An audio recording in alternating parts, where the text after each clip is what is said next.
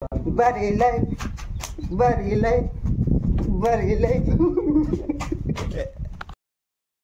To my new blog. म चाहिँ आएको छु अहिले नर्सरी मेरो साथीसँग।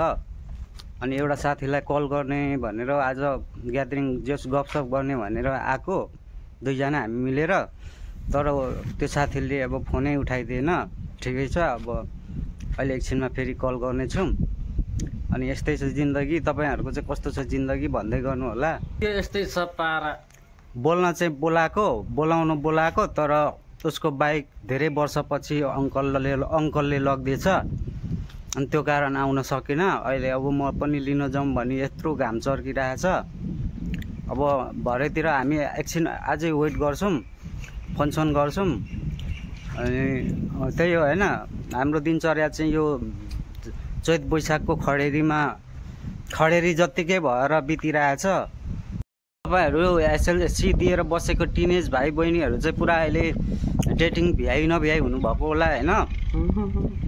अनि अब कतिजना चाहिँ अब धेरै पढिसकेर कोही विदेश जाने भन्ने सोच बनाइरहनु भएको होला। सबैलाई अल द बेस्ट। अनि हामी चाहिँ यही छौँ। हामी लगभग यो ठाउँमा बस्दै आएको पनि 10 वर्ष भयो। त्यो भन्दा ज्यादा भइसक्यो। हुन त हामी केटाकेटीदेखि नै यहाँ आउँथ्यौँ, तर पनि आजसम्म अब यत्रो वर्ष भइसक्यो कि आज पनि हामी यही छौँ। जस्तै जिरोमा लाइफ के छ भन्दाखेरि जिरो छ भने जस्तै हाम्रो जिरो गोल छ। जिन्दगी यही कटाइरहेको छौँ हैन। तपाईहरु के गर्दै हुनुहुन्छ, कुन ठाउँमा हुनुहुन्छ, कमेन्टमा बताइदिन नभुल्नु होला। हामीलाई यस्तै छ पारा, दिनभरि टुल्ने रातभरि खाने। सुनिहाल्नुभयो मेरो साथीको कुरा। यस्तै छ हाम्रो पारा, दिनभरि खाने रातभरि सुत्ने। तपाईहरुको कस्तो छ पारा? खोइ बेहुली लिएर गए कसले?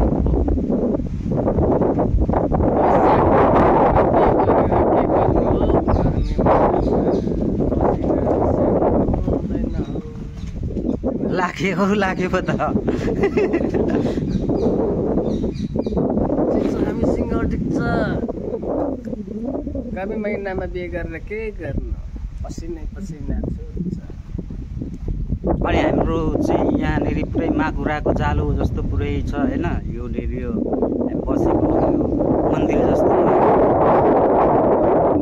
नभए भन्न के छ यार। जिन्दगीको बारेमा एकपल्ट शब्द जाओस् न त। किचित छ भने कविता शब्द दिइहाल्नु यार।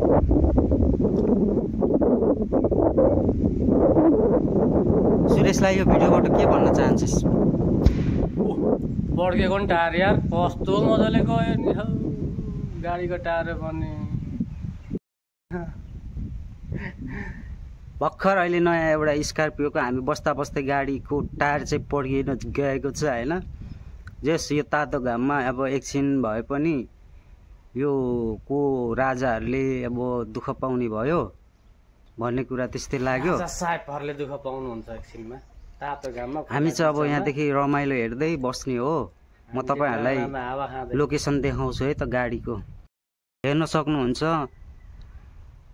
निकैजना आउनु भएको रहेछ स्कर्पियोमा, तर स्कर्पियोको टायरै पड्किएछ। त्यो पनि फेरि बिएको गाडी।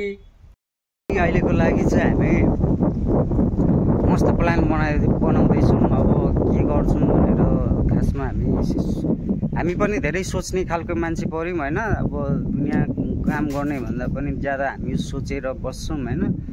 त्यही भएर अब त्यो गाडी पड्केको पनि हेर्दा दिक्क लाग्यो। अब यसो सम्झिँदाखेरि यो खडेरीमा गएर कतै पोखरीमा हाम फाल्दिउँ मर्दिउँ जस्तो पनि लाग्छ हैन साथीहरू।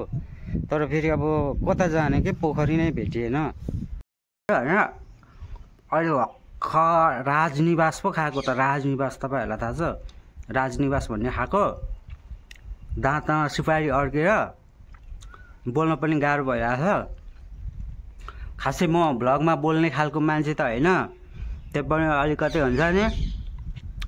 अब काम नभएपछि यसो काम गरे जस्तो डिजिटल माग्ने जस्तो यसो अनुहार बेचेर डिजिटल माग्ने बन्न पनि खोजेको, ट्राई गरेको। हाम्रो पनि लाइसेन्स आउँछ कि युट्युबबाट भनेर बेरोजगारी सङ्घमा उपस्थित उपस्थित दर्ता बनौँ कि भनेर आएको है। अब तपाईँहरूको के छ सोच, दर्ता गराइदिनुहुन्छ भन्ने त अब भ्युवरहरू नै भगवान हुनुहुन्छ। तपाईँहरू भगवानले हामी जस्तो सानो मान्छेहरूलाई पनि यसो ठुलो दिनुहुन्छ भन्ने आश चाहिँ गर्छौँ। अब आश गरे जस्तो त हुँदैन, त्यही पनि के भन्छ र अरू चाहिँ जोस् हाम्रो पुरा भइरहेको छ भनेर हामी भन्दैछौँ। गाइजहरू नर्सरीमा आएको छु, म पनि एकचोटि डान्स देखाउन चाहन्छु होइन। अब सक्दो हेरिदिनु होला, अनि कमेन्ट गरिदिनु होला। बारीलाई बारीलाई बारीलाई बारीलाई बाहिरी नले बाहिरी नले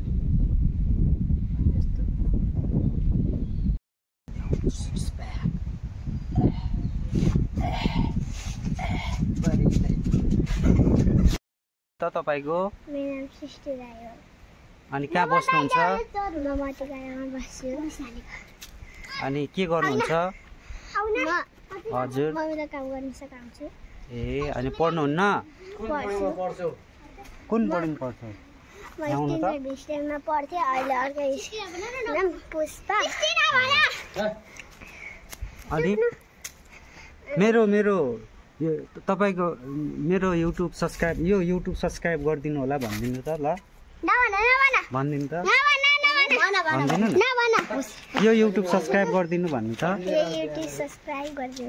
होला होइन। गाइज अहिले चाहिँ यहाँनिर नानी बाबुहरू आउनुभएको छ। म चाहिँ यहाँ पर्खिरहेको थिएँ कोही आउँछ कि अब कोही आएन, त्यही भएर नानी बाबुहरूसँग टक्क गफ गर्दै अनि सोध्दै सानो परिचय सोध्दै अनि नानी बाबुहरू कस्तो राम्रो हुनुहुँदो रहेछ अनि टक्क परिचय माग्दै अनि टक्क होइन हुन्छ नि एउटा युट्युबलाई अलिकति ग्रोथ बनाउनुको लागि अनि गर्नु खोजेको। एउटा नानी त कस्तो साह्रो रिसा, अब अचम्म खालको के, अब नगरिदिनु मेरो सब्सक्राइब भनेर भन्दै थियो। नवराज के भन्नु छ भन्न त आजको युट्युबमा? ठिक छ, अब घर जाने बेला भयो, घर जान लागेको, नर्सरी हावा खानाको, अब घरकै हावा खाने हो। गाह्रो छ है, गाह्रो खर्चै हुन्छ, यता गएर खर्च उता गएर खर्च है। बिन्दा नवराज के छ भनाइ?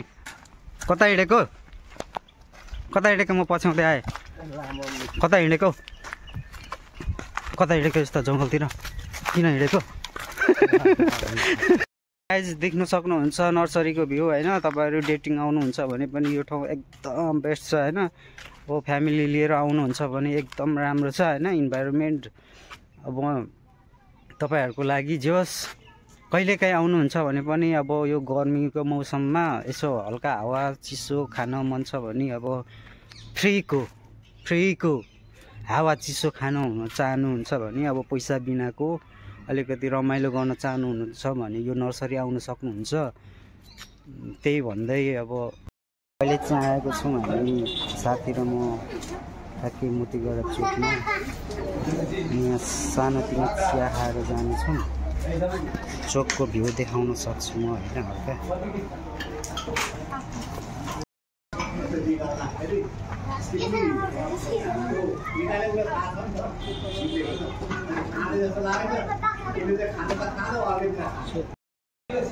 हामी मोतीगढा चोक हो कि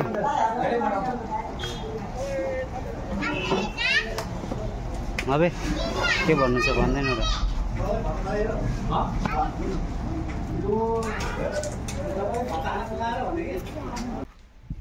सो अब मेरो साथीहरू पनि आएन, बरु यहाँ नानी बाबुहरू आएको थियो। सो आजको लागि यो मिनी भ्लगबाट बिदा हुन्छौँ। हस् त, बाई बाई। हेर्दैन त? By by.